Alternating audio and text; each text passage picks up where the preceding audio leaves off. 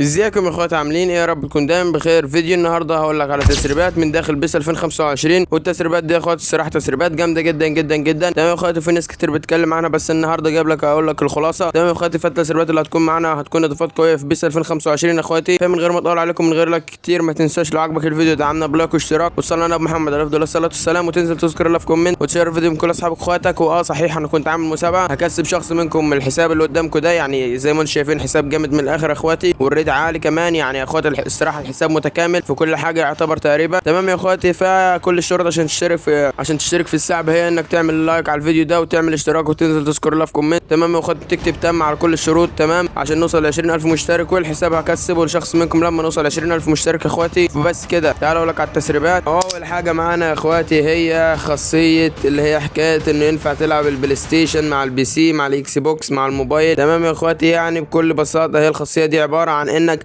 مثلا بتبقى تلعب في الديفيجن مثلا، وبدل ما كلها تليفونات ضد تليفونات او بي سي ضد بي سي او اكس بوكس ضد اكس بوكس، تمام يا اخواتي، هتضاف معانا اللي هو يبقى مثلا التليفون يبقى يلعب ضد البي سي، والاكس بوكس يبقى يلعب ضد مثلا الكمبيوتر وكده يعني، والاكس بوكس ضد التليفون برضو. فيعني يا اخواتي الاضافه دي هتكون حلوه وهتكون وحشه في نفس الوقت يا اخواتي. تمام، هتكون حلوه لانك هتكون يعني مثلا لو صاحبك معاه بي سي وانت معاك موبايل وعايزين تلعبوا بعض فهتكون حلوه عشان كده. تمام يا اخواتي، بس يعني التحكم يا اخواتي في الكمبيوتر اسهل، او في البي سي يعني التحكم في البي سي عامه اسهل من التحكم في الموبايل. فيعني يا اخواتي يعني احتمال هي دي اللي تكون المشكله يعني يا اخواتي، عشان هيكون في فرق كبير في التحكم وكده يعني يا اخواتي. تمام يا اخواتي، وتاني حاجه معانا يا اخواتي واللي الناس اتكلمت عنها كتير الفتره اللي فاتت وهي الماستر ليج. تمام يا اخواتي، والماستر ليج هتكون عباره زي اللي قدامكم كده، هتكون عباره عن انك مدرب وبتمسك فريق كده وبتدربه وبتتعاقد مع لاعبين جداد وبتمشي لاعبين، ويعني كده زي سوق الانتقالات اللي ماشي حاليا يعني. هتكون كانك مدرب في الحقيقي زي جوارديولا كده مثلا، او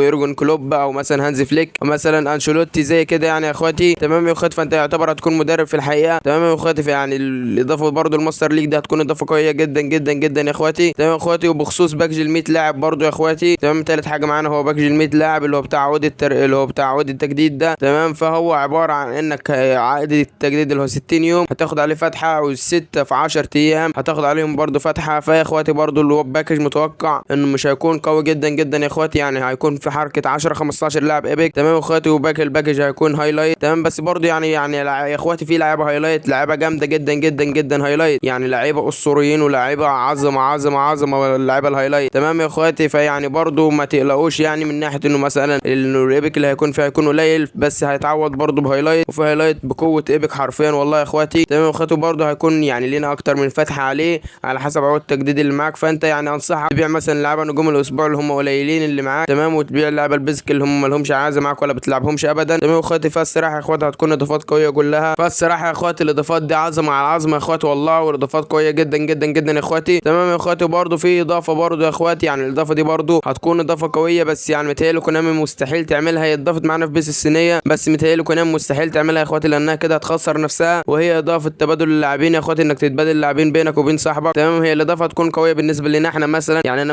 مثلا واحد مع روبرتو باجيو مثلا هيبدله مثلا بواحد صاحبه مع صامويل ايتو. تمام يا اخواتي، فده هيكون تشكيله قويه وده هيكون تشكيله قويه، فالناس مش هتشحن، فالناس بالتالي مش هتشحن. تمام، ممكن واحد يعمل مثلا ينزل باكج جديد فيعمل حساب من الصفر فيفتح عليه ويطلع له اللاعب، تمام، ويعمل تبادل مع حسابه الاساسي، فهيقوي حسابه الاساسي وحسابه الضعيف يعتبر ايه، فاهم ازاي؟ يعني كل شويه يفضل يعمل حساب وكده يعني، فاهم ازاي؟ فبالتالي محدش هيشحن، فبالتالي كونامي كده هتخسر. تمام يا اخواتي، فبالتالي كل الناس هيبقى معاها تشكيلات قويه، فيعني اللعبه حرفيا هتخسر خسائر كبيره كبيره جدا جدا جدا. اما البيس السنيه يعني يعتبر انه مفيش حد بيلعبها كتير، فيعني بالنسبه لهم عادي شحنوا ما شحنوش، وبيس السنيه اصلا مش بيهتموا بالشحن جامد، تمام، عشان بيس العالميه معوضاهم. تمام يا اخواتي، وبس كده كنت قلت لك على جميع الاضافات اللي هتضاف معانا في بيس 2025. ما تنساش لو عجبك الفيديو دعمنا بلايك واشتراك، وتصلي على محمد عليه افضل الصلاه والسلام، وتنزل تشترك في المسابقه على طول حالا يا اخواتي. بس كده اشوفك الفيديو الجاي على خير يا صاحبي، سلام.